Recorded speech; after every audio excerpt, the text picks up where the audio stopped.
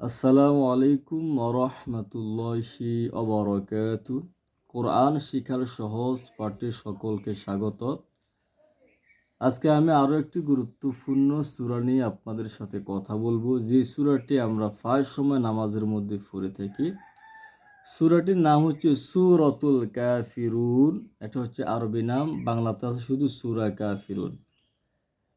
আউযু বিল্লাহি মিনাশ শাইতানির রাজিম। বিসমিল্লাহির রহমানির রহিম। কুল ইয়া আইয়ুহাল কাফিরুন। এখানে বেশিরভাগ মানুষই ভুল করে থাকেন। বেশিরভাগ মানুষ এখানে পড়ে কুলিয়া আইয়ুহাল কাফিরুন, কুলিয়া। ভালোভাবে লক্ষ্য করুন, কুল একটা শব্দ, ইয়া আর একটা শব্দ। ইয়ার ওপরে কেন? ইয়ার ওপরে কি আছে? মোটা চিহ্ন আছে। খারা জবর খারাজের উল্টা পেশ থাকলে এক আলিফ টানিয়া ফুরিতে হয়। মদের হরফের ওপর চিকন চিহ্ন থাকলে মদ ওয়ালা হরফকে তিন আলিফ টানিয়া ফুরিতে হয়। এই মদকে বলা হয় মদ্দে মুনফাসিল। কুল ইয়া আইয়ুহাল কাফিরুন, কাফিরুন। কাফের মধ্যে খারা জবর আছে, খারা জবরের কাজ কি? এক আলিফ টেনে পড়া। রু এক আলিফ টান, কিন্তু ওয়াকফ করলে তিন আলিফ হয়ে যাবে। নুনের উপরে একটা জবর আছে, ওয়াকফ করলে এক জবর বাদ হয়ে যাবে। তো পড়ব কিভাবে? কুল ইয়া আইয়ুহাল কাফিরুন। লক্ষ্য করুন, লা আ'বুদু, লা এখানে তিন আলিফ টান। মদের হরফের ওপর চিকন চিহ্ন থাকিলে তিন আলিফ টানিয়া পড়িতে হয়। এখানে আরও একটা সূত্র আমি শিখিয়েছিলাম, জবরের বাম পাশে খালি আলিফ মদের হরফ। মদের হরফের পরে হামজায় অসল আসলে, অর্থাৎ সিলেটা আলিফ জবর দেওয়ার কারণে নাম হয়েছে হামজা।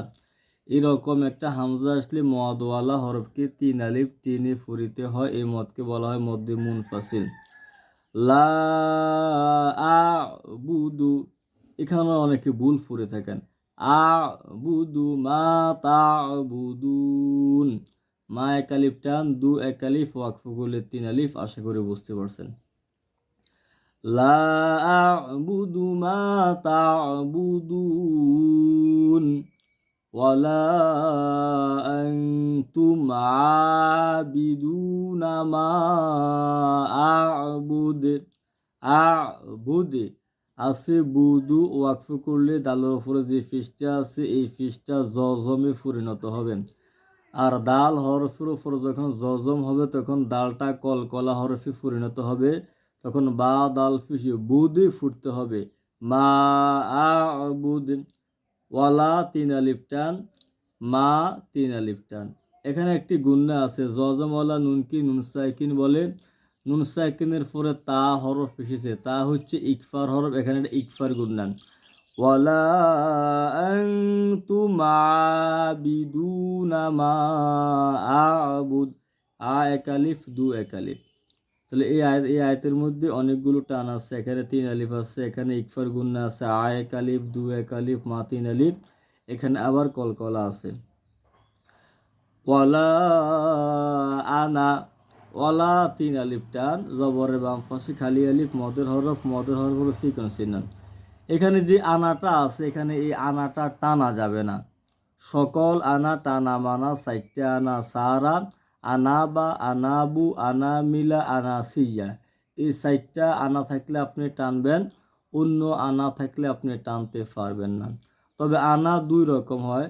এটা হলো যে আলিফ ছিল, আলিফের ওপরে জবর হামজা হয়েছে আনান। আর যখন মূল হামজা হবে, ওই হামজা দ্বারা আনা হলে আনাটা টান দিবেন। এই আলিফ দ্বারা যে আনাটা আছে এই আনা টানা যাবে না। এই আনা তখন টানবেন যখন এর সাথে আনা বা থাকবে, আনা বু থাকবে, আনা মিলা থাকবে, আনা সিয়া থাকবে। আবিদুম মা আবাদতুম, আবিদুম মা। এখানে একটা গুন্না আছে, ঈদগমে বা গুন্না। তানবিনের পরে মিম আসছে, এটা হলো ঈদগমে বা গুন্না এবং সাথে এক আলিফ টান আছে। আ এক আলিফ টান, আবিদুম মা আবাদতুম। ওয়ালা আনতুম আবিদুনা মা আ'বুদু লাকুম দীনুকুম ওয়ালিয়া দিন। এই আয়াতটা ভালোভাবে লক্ষ্য করুন। 3 নাম্বার আয়াত এবং 5 নাম্বার আয়াত সেম। এই আয়াতের মধ্যে সর্বশেষ আয়াতের মধ্যে আমরা বেশিরভাগ মানুষ ভুল করে থাকি। লাকুম দিনুকুম ওয়াল ইয়াদিন ফরে, লাকুম দিনুকুম অল ইয়াদিন ফরে। এখানে দেখেন লাকুম দি এক আলিফ টান আছে, জেরের বাম পাশে জজমলাইয়া মদের হরফ। লাকুম দিনুকুম ওয়ালিয়াদিন, ওয়ালি ইয়া, ওয়ালি ইয়া।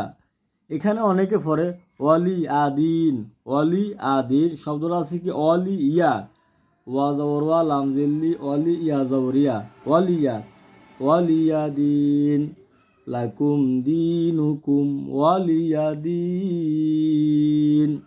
আশা করি সকলে বুঝতে পারছেন। ধন্যবাদ সকলকে। যদি ভিডিওটি ভালো লেগে থাকে তাহলে সকলের কাছে শেয়ার করে দিবেন।